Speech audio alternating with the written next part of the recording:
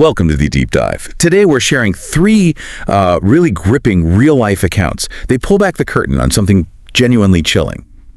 The unsettling reality of obsession and stalking. These are raw, unvarnished stories, and they reveal, the profound fear, but also the strategic thinking involved when ordinary lives collide with these kinds of extraordinary threats. Absolutely. Our aim today is to sort of walk through these experiences with you, point out the subtle red flags that are often missed, the insidious ways these situations can escalate, and importantly, the profound, lasting psychological impact on those who survive them. It's really about recognizing the patterns and understanding just how deeply unsettling these encounters can be. That's right. And what makes these accounts so powerful, I think, is that they're first-person perspectives.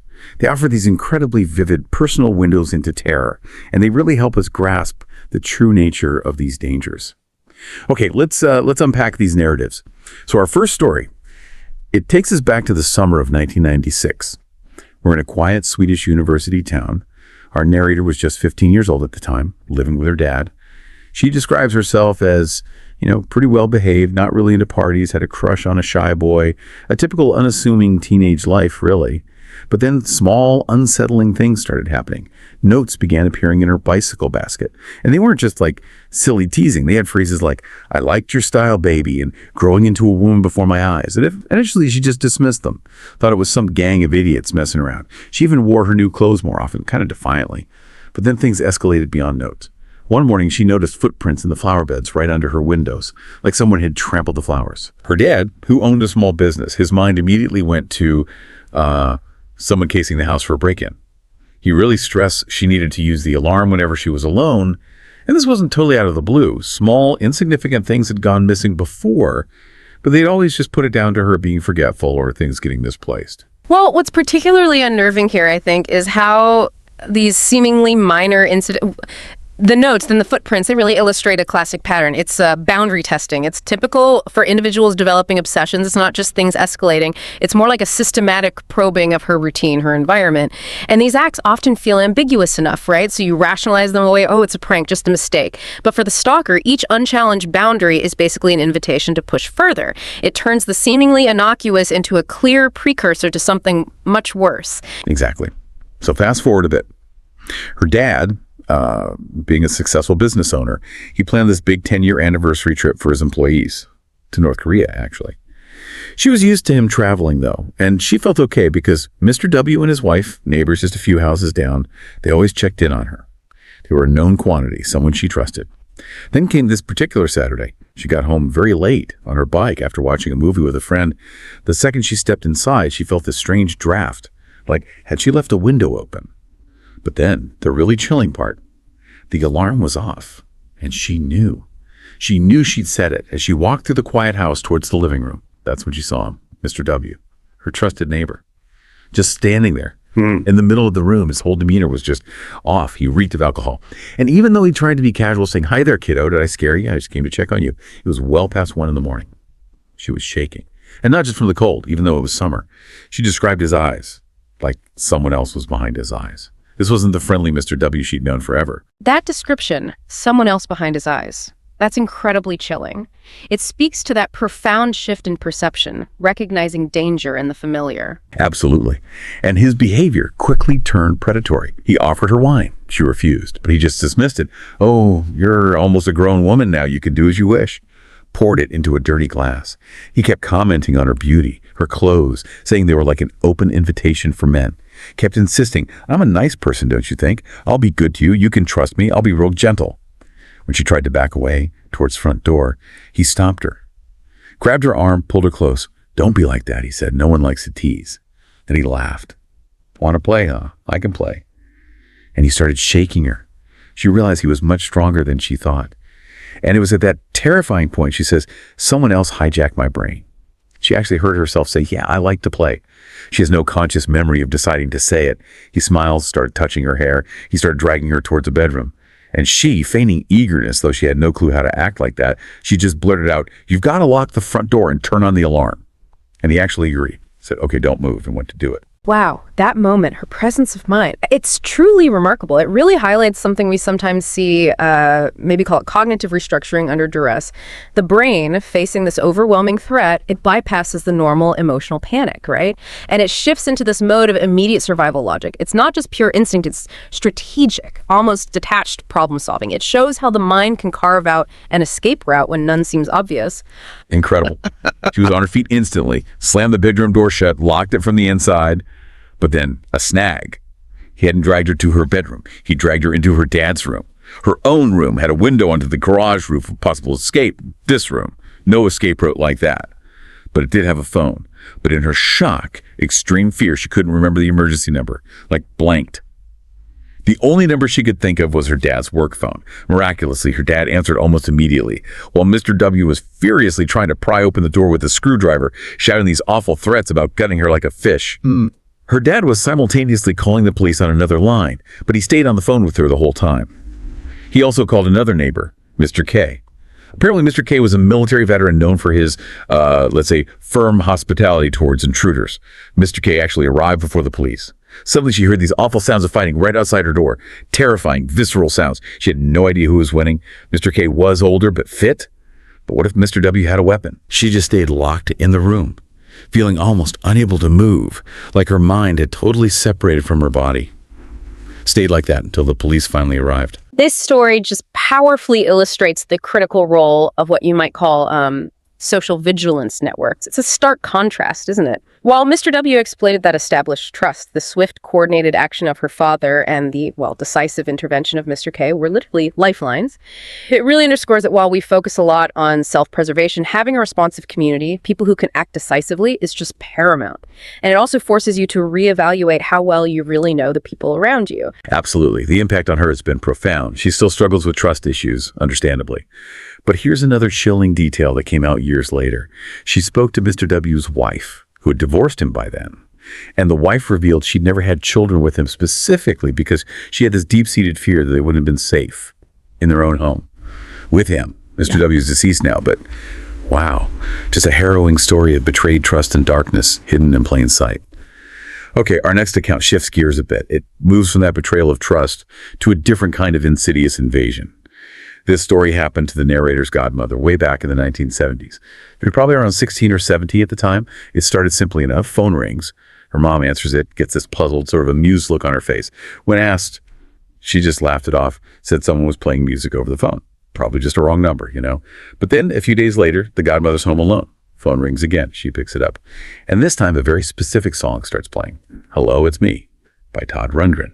She actually smiled at first, assuming he was this boy she was dating. She even brought it up to him at school the next day. But he looked genuinely confused, totally denied calling her. She kind of brushed it off, maybe thought it was a secret admirer or something.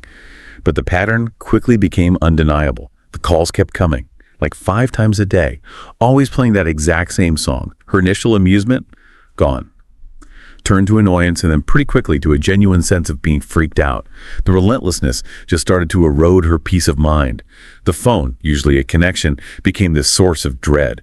Finally, one day, she just snapped when she answered, yelled something like, "You've been driving me and my family insane for the past month, so knock it off." But confronting him, that only seemed to make it worse.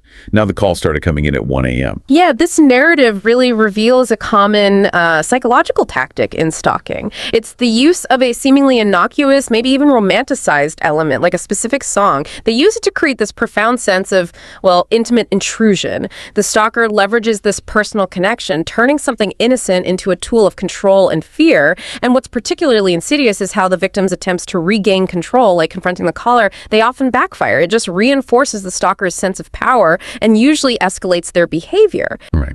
And then about 2 months after this started, this anonymous musical torment took a terrifying leap into the physical world. The godmother went to a record shop with some friends, just browsing, and she noticed this middle-aged man watching her. Didn't think much of it initially, but then he walked closer, picked up a Todd Rundgren record, held it up so she could see it, and then he started to whistle. Whistling, "Hello, it's me." The song. The exact song that had been plaguing her calls for months. The reaction was just visceral. She immediately told her friends she didn't feel well, just left the shop completely shaken. And just like that, The call stopped. Never found out who he was or what his ultimate intentions were, but as the narrator said, they definitely weren't good. That moment, that's often a critical phase in stalking situations. It's the transition, right, from anonymous harassment to overt physical presence. The act of whistling the song in person, in that specific context, it's a direct, undeniable declaration. He's saying, yes, that was me. It's a profound violation of personal safety that just instantly shatters the victim's sense of security. It reveals a calculated, deeply unsettling intent. The fact the calls stop immediately after, it suggests maybe the reveal itself was the goal, or perhaps he got scared of consequences now that he'd shown his face. Okay, our final story tonight brings us into a different but equally terrifying kind of stalking scenario. This one happened more recently, in 2012. Our narrator had made a New Year's resolution, get back in shape after having her first child. So she started running 4 days a week with her friend Hannah. They used a well-lit forest trail. And for about 2 months, they consistently saw the same man there. Thin guy, looked maybe 25, 30 years old, always dressed in sports clothing. But the strange thing was, they never actually saw him running. He just sort of lingered in the parking lot, always silent, always alone, never made eye contact. They kind of speculated he might be homeless, maybe camping nearby, because he was just always there, no matter the weather.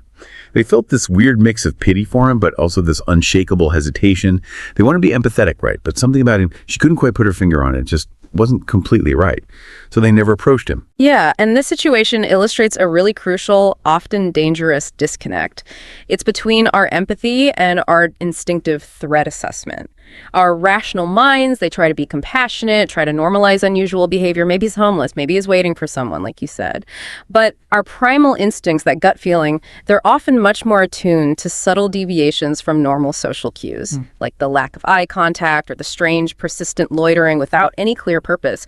Overriding those primal alarms, even for good reasons like empathy, can unfortunately create a dangerous vulnerability. So true. Well, one evening, Hannah couldn't make it, so the narrator decided to go running alone. She got to the parking lot. Her car was the only one there. Did some stretching, turned on her headlamp, and set off on the 5-kilometer trail. She hadn't seen the thin, silent man when she started. Actually thought maybe it was too cold for him tonight.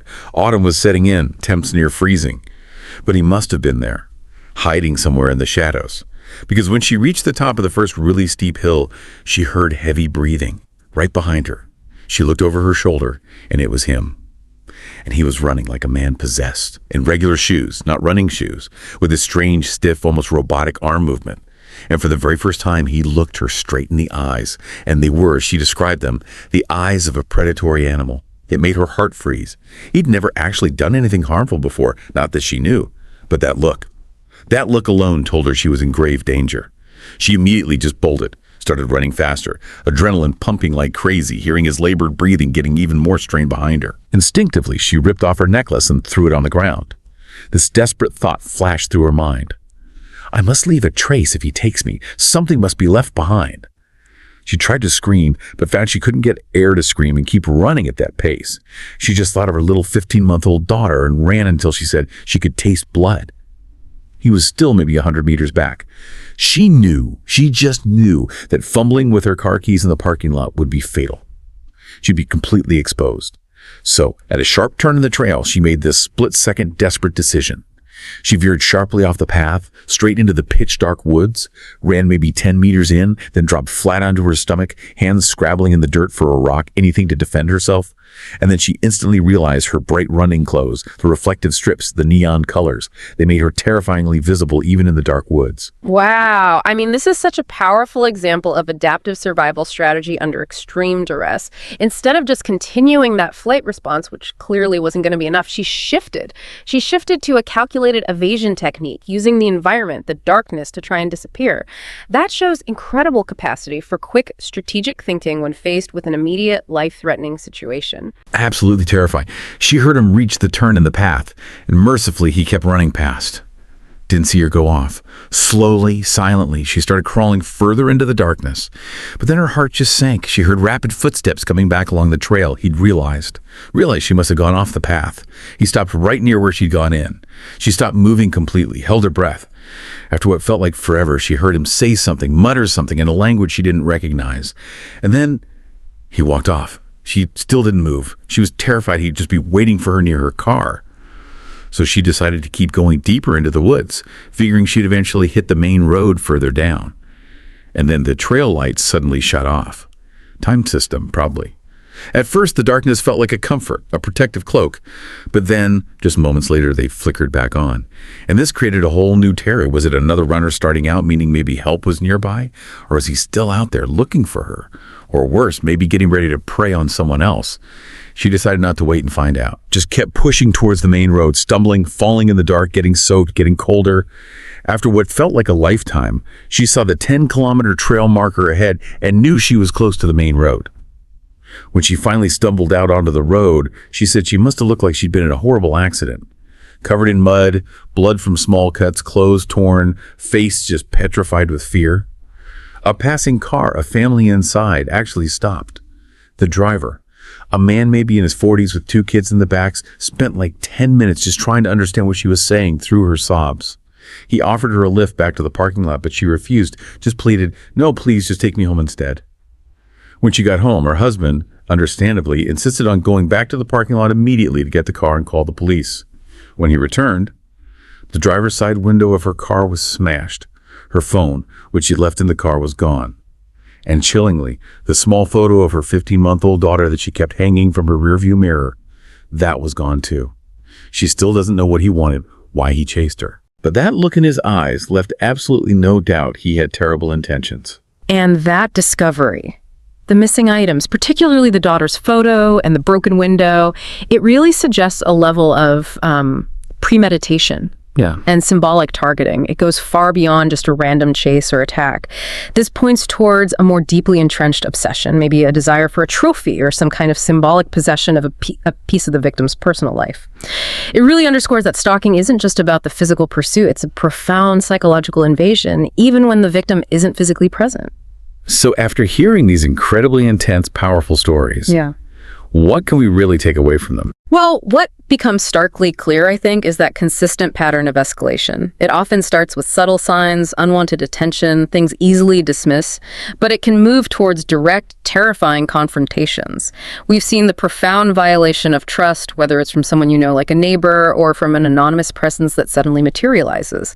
And critically, these accounts just hammer home the vital importance of trusting your gut instincts, even when logic or politeness or empathy tries to rationalize away that feeling of unease. Danger often hides in plain sight, and understanding these patterns is really key to recognizing it early. Yeah, and the resilience shown by these individuals, I mean, their quick thinking, their sheer will to survive in those moments, it's truly inspiring.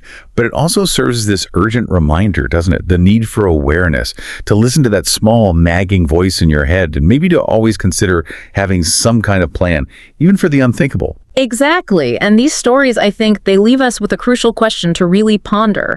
In a world where our personal boundaries feel like they're increasingly blurred, by digital information, by casual interactions, how do we strike that balance? How do we balance our natural human inclination to trust people with the absolute vital need for vigilance and self-preservation? It's a tough question.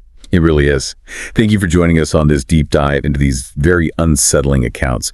If you found these insights valuable, or if these stories resonated with you, please do remember to like, share, and subscribe to our channel, Docx.